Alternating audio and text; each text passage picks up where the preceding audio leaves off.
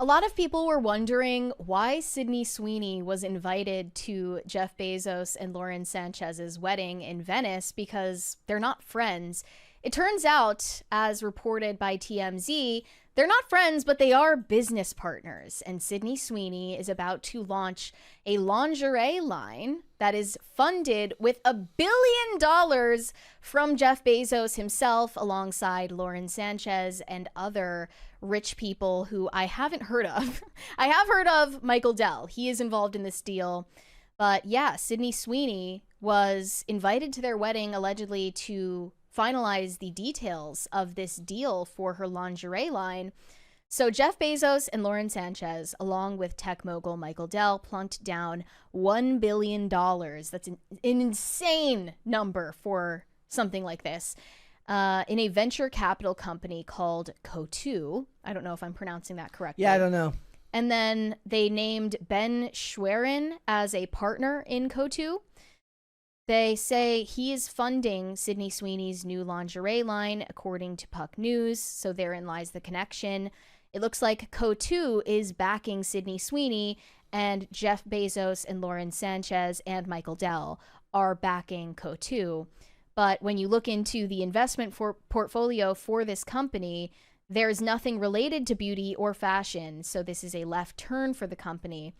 Sources tell TMZ Lauren Sanchez was the driving force behind the new venture, and she knows Schwerin well and introduced him to Sydney Sweeney.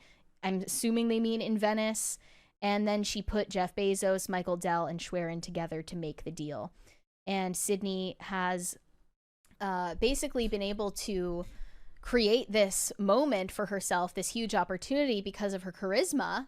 Not because she knows anything about business or has earned any reputation so far in this area. She just has a production company and she's known for acting. Yeah. So they're taking a big risk on her. Well, it's brand recognition with her name right now. And look, Yeah. if you were looking for somebody who might be synonymous with the idea of sexy in 2025, I guess that's like, you're not going to Victoria's Secret for that That's anymore. true. Like, I do wonder, though. We were at the mall the other day and we walked by and Olivia was like, I can't believe Pink is still in business.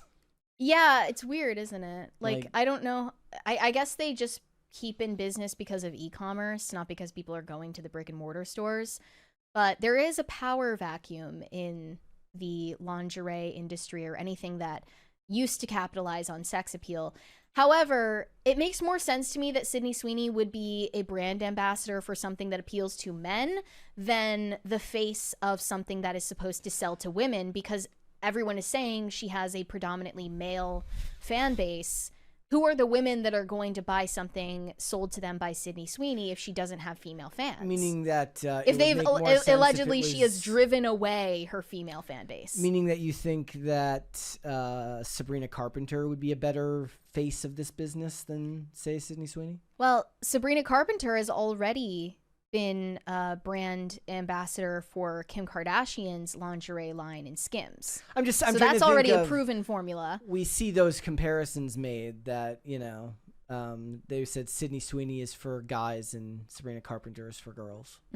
They also put in this TMZ article the first promotion for it, where she's modeling the products with this model named Amélie Tremblay, who I have not heard of before. Yeah.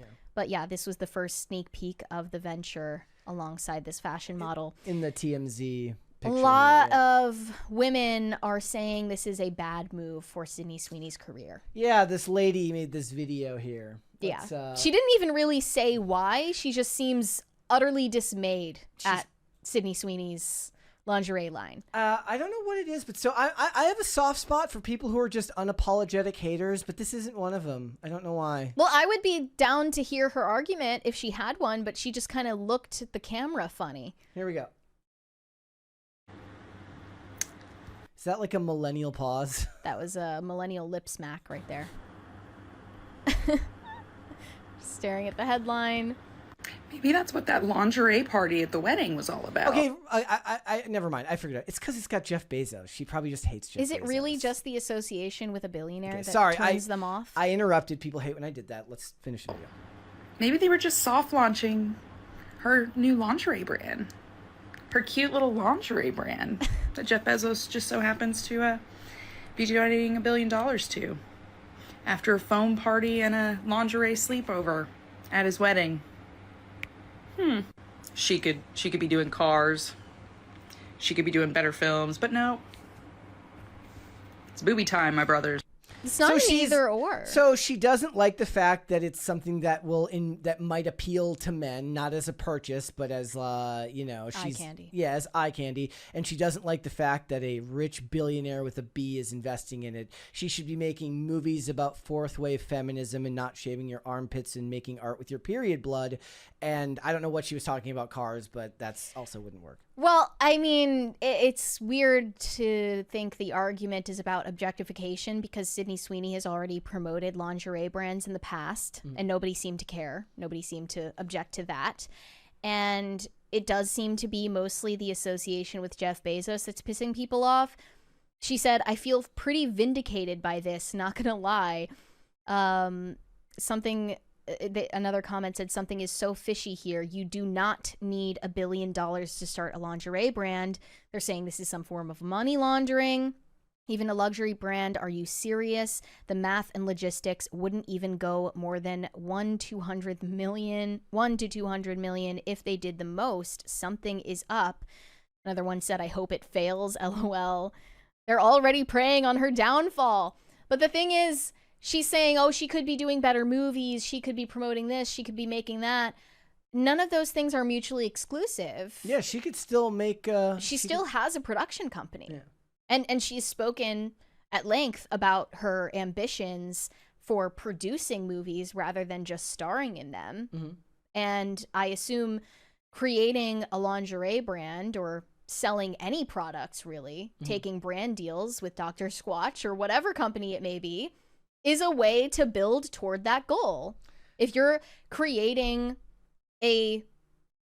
basically a stable form of income that doesn't have anything to do with the roles that you get in Hollywood, especially as a young actress, they're going to dwindle. Your opportunities in Hollywood are going to dwindle eventually.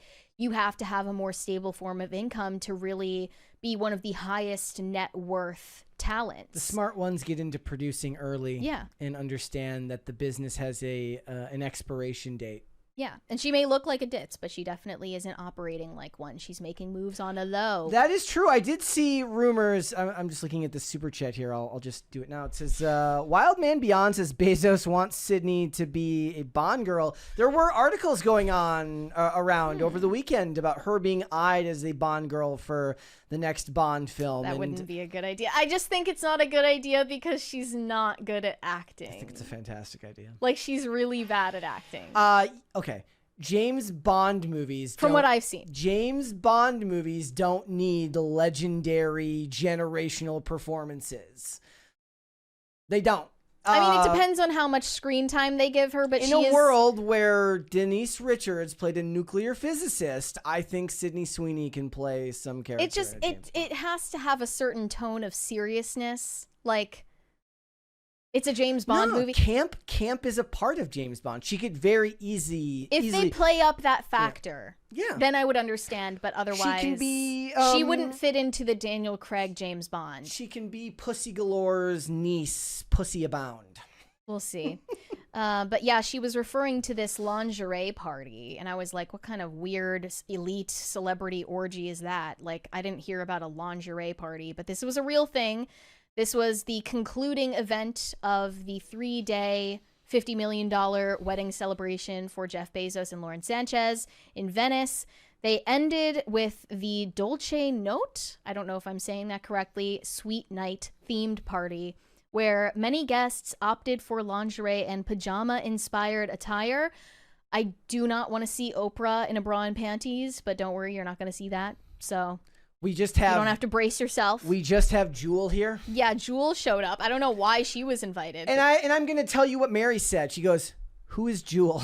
I did, yeah. Like, because it was a while back that we talked about her. Wasn't she talking about the election or something? She was like fear-mongering about the election. I don't know, man. Who will save your soul, Jewel? Yeah, and then there was also a Vogue spread of all the different celebrities and the lingerie that they showed up in to fit the theme of the night. Yep. Do you have that? I don't have that one. I only have the This is the Vogue piece. All right. Yeah.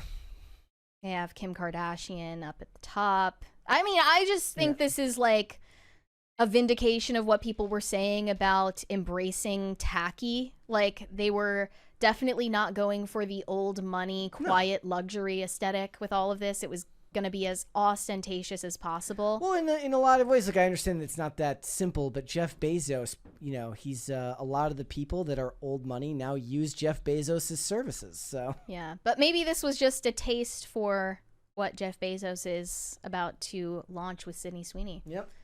Who knows? I think it's probably a smart move for her, but... Oh, yeah, I agree 110%. Like, this is right up the alley of what she should be producing. If anything, it's less trashy. It's less lowbrow than selling bathwater soap, that's for sure. I do want to know why Like, Jewel I think was this there. is at least a little bit more classy than selling your bathwater. So maybe this is a step in the right direction for her brand.